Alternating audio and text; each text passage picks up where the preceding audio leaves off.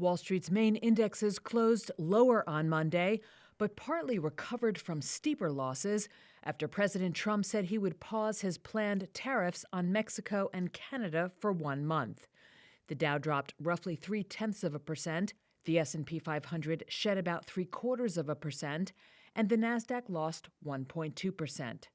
Trump's weekend announcement of 25% tariffs on Mexican and Canadian imports, as well as a 10% tariff on Chinese goods, initially roiled global markets.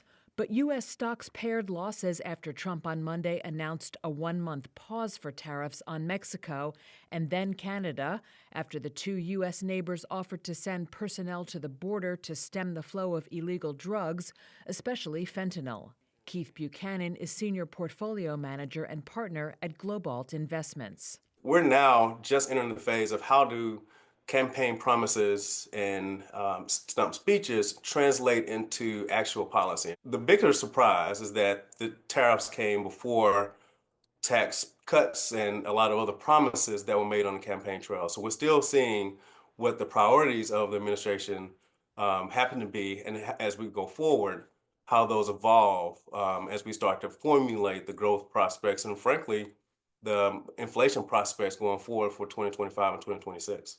The VIX Volatility Index, known as Wall Street's fear gauge, touched its highest level in a week amid the tariff turmoil. And Treasury yields edged down as investors fled to safer assets such as bonds and gold, which hit a record high.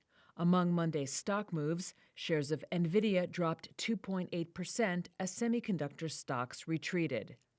Tyson Foods shares gained more than 2% after the meatpacker raised its annual sales forecast. And IDEXX Laboratories jumped over 11% after the animal diagnostics maker beat fourth-quarter profit and revenue estimates.